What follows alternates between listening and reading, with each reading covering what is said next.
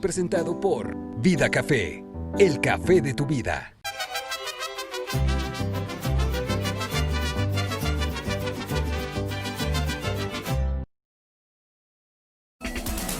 Zacatecas es uno de los primeros estados de la República que este año implementará el nuevo sistema de justicia laboral.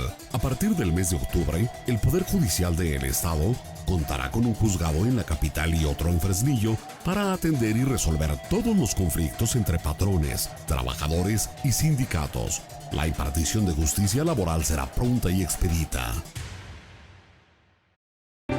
Llegó el día de abrir nuevamente nuestras puertas. Siempre fuimos un espacio limpio.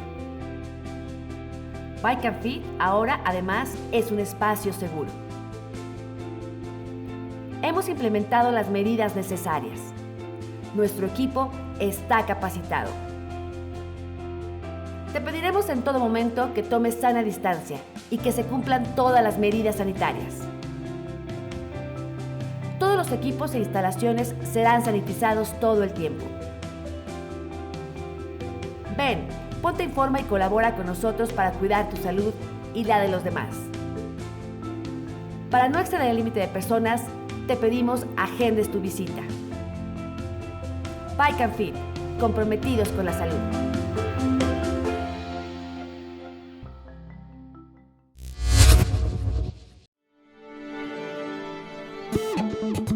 Amigos de Triple R, paisanos de Chicago que nos escuchan a través de la radio pública, bienvenidos a una nueva emisión de podcast de Triple R, realizada como las últimas 15 desde la sana distancia. Según los expertos, México vive 3 crisis muy graves. Una, la sanitaria provocada por el COVID. 2, la económica, que tiene mucho que ver con la pandemia. Y 3, una crisis grave en la seguridad pública. Para hablar de esto último, tenemos en la línea al fiscal general de Zacatecas, al doctor Francisco Murillo Ruiseco. Doctor, muchas gracias por recibirnos en su oficina desde la sana distancia. Sí, ¿qué tal, Francisco? Un saludo a través de este medio que es muy útil en estos días de pandemia, efectivamente, y un saludo a toda la audiencia que nos está escuchando y nos está viendo. Cuéntenos, fiscal, ¿cómo está la situación en Zacatecas en esta crisis de seguridad pública? ¿El COVID ha incrementado el número de delitos o los ha inhibido? No, definitivamente, como bien lo dices, la pandemia del coronavirus ha sido en los últimos días, en los últimos meses, un problema que se suma a los que ya tenía el país y a los que ya tenía Zacatecas. Lamentablemente, el resguardo en casa no ha sido un factor que haya detenido la comisión de delitos. Al contrario, me parece que muchos de ellos se incrementaron. Por ejemplo, el delito de violencia familiar es uno todavía en estos días, es uno de los delitos que se sigue cometiendo con mayor incidencia. Nosotros encontramos una explicación a esto debido pues al estar las familias por mucho tiempo en convivencia en su hogar recluidas por esta situación del COVID-19, pues se generaron una serie de problemáticas de violencia al interior de las familias y esto ha generado que haya un gran número de denuncias por esta situación. Por eso implementamos un plan en conjunto con el gobierno del estado y con otras instancias estatales y municipales para atender esta situación. Pero no fue la contingencia un factor para que disminuyera la incidencia delictiva. El COVID ha matado del 20 de marzo que detectamos el primer caso positivo en Zacatecas hasta el día de ayer,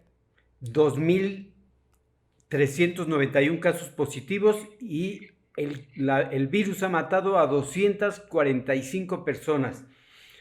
El crimen organizado, la delincuencia, ¿a cuántos ha matado, fiscal? No, tenemos una incidencia delictiva muy alta en el tema de los homicidios.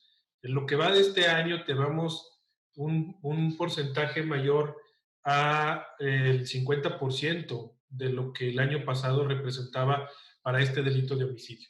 Es decir, la actividad de los grupos delictivos, sobre todo porque el 90% de los homicidios en Zacatecas están vinculados a la actividad del crimen organizado, pues marca esta tendencia, por lo menos aquí en Zacatecas, como lo está haciendo en otros lugares, como lo está haciendo en Guanajuato y en otros lugares que tienen una problemática similar de actuación del crimen organizado.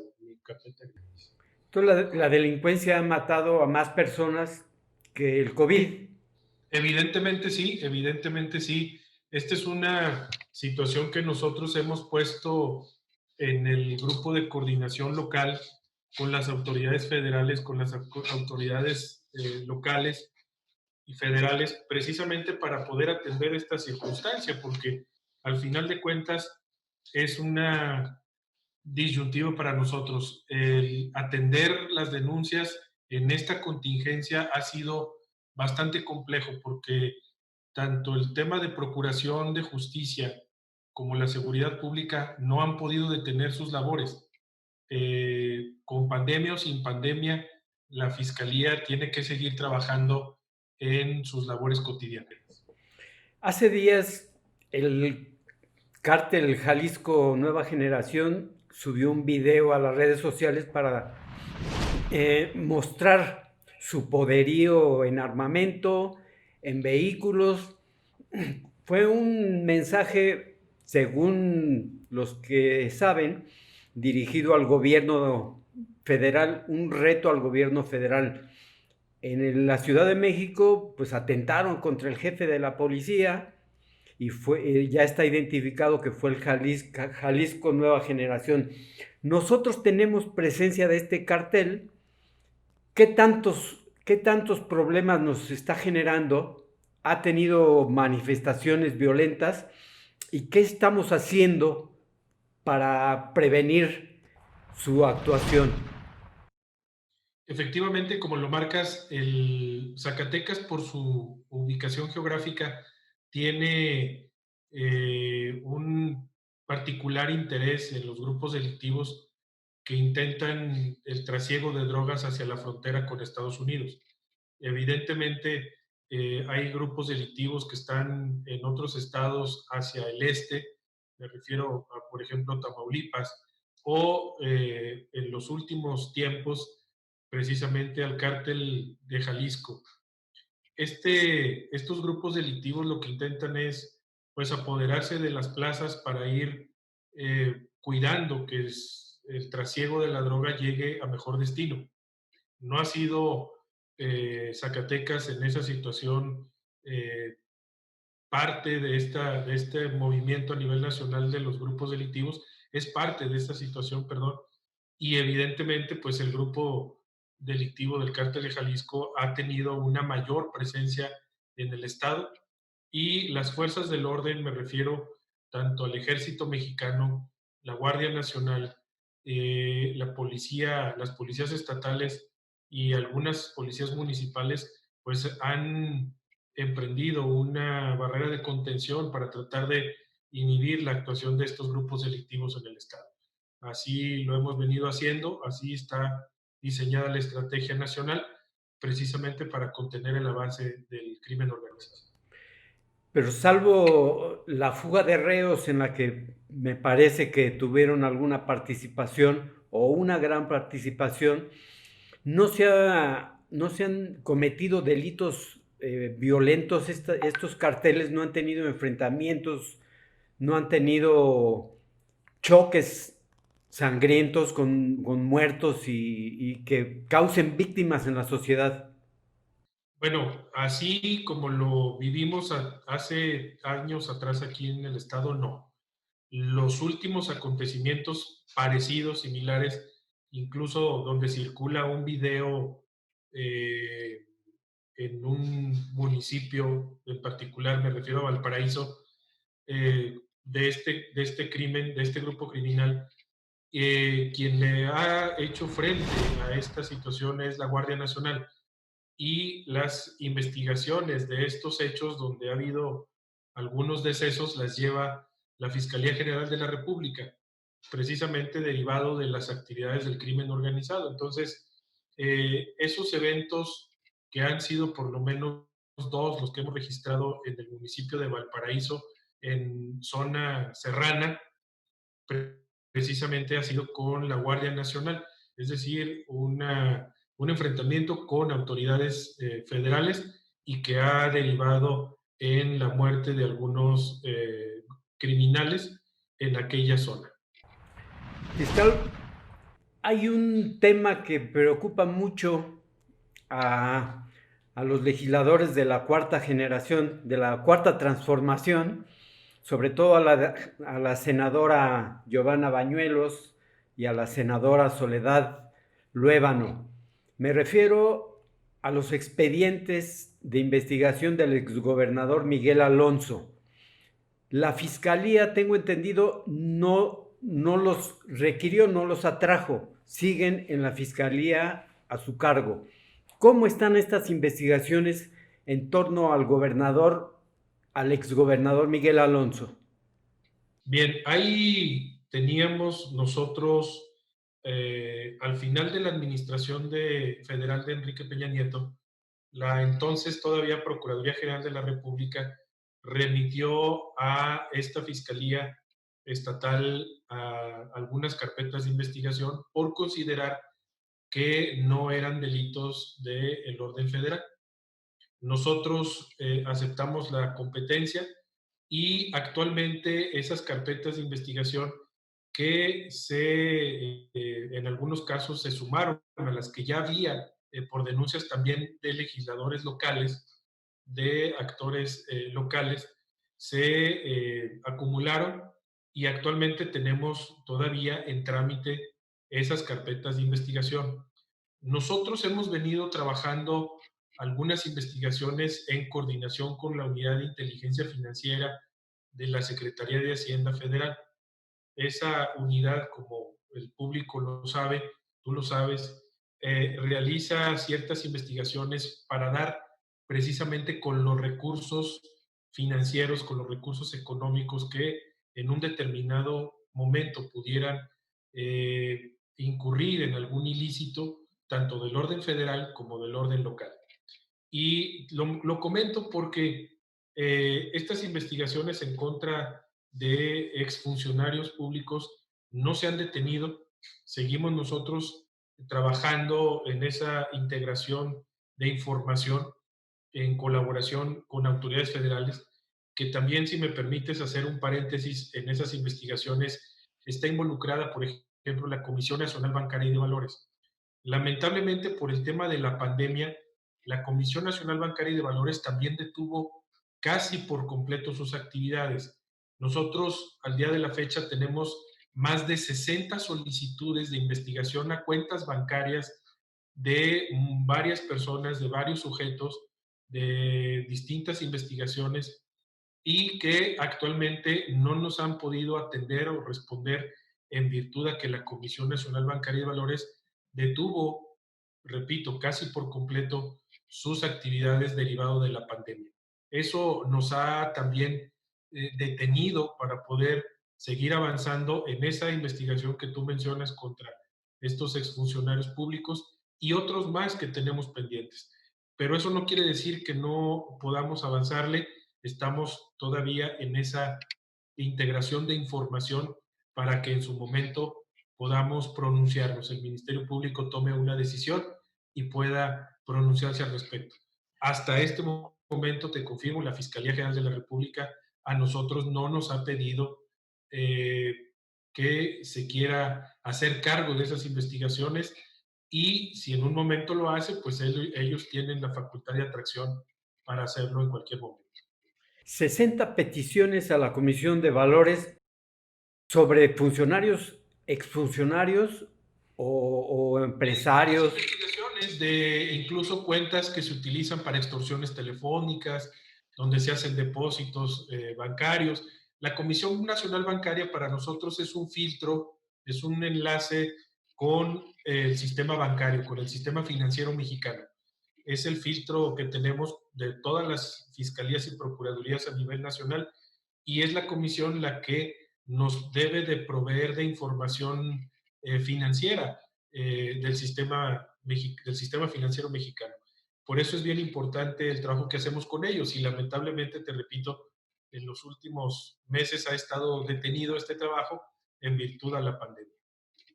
¿Cuántas carpetas tiene abiertas el exgobernador Miguel Alonso y de qué lo acusan y a cuánta gente involucra? ¿A su hermano Juan, a su hermana Lucía, a sus ex colaboradores?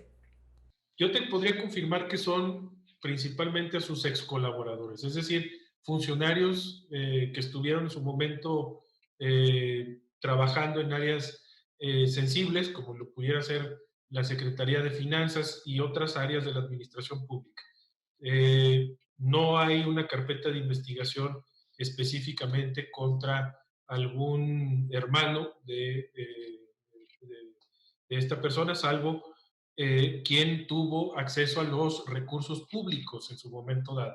Son 4 las carpetas de investigación que están en este momento, como te decía, acumuladas de las que nos mandó la Federación y que en su momento habrá un pronunciamiento de los distintos delitos. Se denunciaron tráfico de influencias, negociaciones ilícitas, peculado, en fin, delitos que tienen que ver con actos de posible corrupción y que en su momento va a pronunciarse el Ministerio Público. No se menciona al hermano tan famoso, al hermano Juan. No, porque hasta donde yo sé, entiendo, él no tenía hasta ese momento, hasta las carpetas de investigación, no tiene tuvo el carácter de funcionario público, servidor público.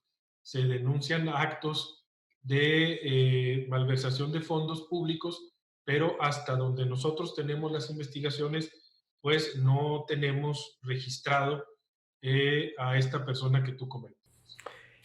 Y los legisladores no han pedido que investiguen su patrimonio para ver si hubo un enriquecimiento ilícito, aun cuando no haya sido funcionario público. Es parte de nuestras investigaciones. Nosotros investigamos la línea de investigación que tenemos, los recursos que se utilizaron en ese momento y obviamente, pues si hay algún resultado positivo, vamos a tener que proceder contra quien resulte responsable. Pero hasta este momento las carpetas de investigación no nos llevan a otra persona fuera de los que fueron servidores públicos de aquella administración pública. Fiscal, ¿y hay un tiempo, un plazo que podamos prever para que la Fiscalía falle sobre estas carpetas de investigación? No tenemos un plazo en particular, no hay un plazo en específico. Obviamente nosotros tenemos que actuar en consecuencia antes de que prescriban esos delitos. Tenemos que pronunciarnos al respecto en esa circunstancia, pero no tenemos todavía un término legal fatal para poder pronunciarnos. Y más aún porque, como te decía, faltan completar datos, información que tiene que ver con distintas áreas de la administración pública, no solamente local, sino federal, donde lamentablemente nos vemos detenidos por esta cuestión de la pandemia y donde las áreas pues no han estado funcionando al 100%, entonces la información ha fluido pues ahora sí que a cuentagotas. Nosotros hemos hecho un esfuerzo para que en la medida de nuestras posibilidades pues tener toda la información y lo antes posible ir pronunciándonos en ese sentido de esas carpetas. Una última pregunta, doctor. El asunto de la universidad, el asesinato de la joven que era parte del Poder Judicial, ¿Cómo van las investigaciones? ¿Ya hay avances? ¿Ya hay detenidos? ¿Qué pasó con los dos escoltas que también tuvieron participación con el homicidio de un joven? Bueno, del feminicidio de esta jovencita en la Unidad Académica de Derecho, recordarás que tenemos al homicida material, es decir, está ya detenido y está siendo procesado el autor material, es decir, quien en ese momento la priva de la vida en ese lugar. Hay una orden de aprehensión contra otros posibles imputados, responsables, actor intelectual. Se está buscando, es una acción que tenemos constante en la investigación. Y por otro lado, recientemente la Comisión Estatal de Derechos Humanos, en el caso de la muerte de Marcos, que es el joven que te refieres, donde lamentablemente minutos más adelante, después de ese hecho, se genera una confusión y aparece el joven en la escuela de Derecho y se presenta una circunstancia lamentable donde pierde la vida este joven. Nosotros aceptamos en todos sus términos la recomendación de la Comisión Estatal de Derechos Humanos. Estamos cumpliendo con los plazos y los términos de los puntos de la recomendación, así lo hemos venido haciendo, y vamos a dar cabal cumplimiento finalmente a todos y cada uno de ellos. Uno de esos puntos es precisamente proceder en la carpeta de investigación que se tiene. Estamos en ese orden cumpliendo con eso y lo vamos a cumplir acatando insisto, los puntos recomendatorios y obviamente restituyendo en la medida de lo posible a la familia pues la reparación del daño.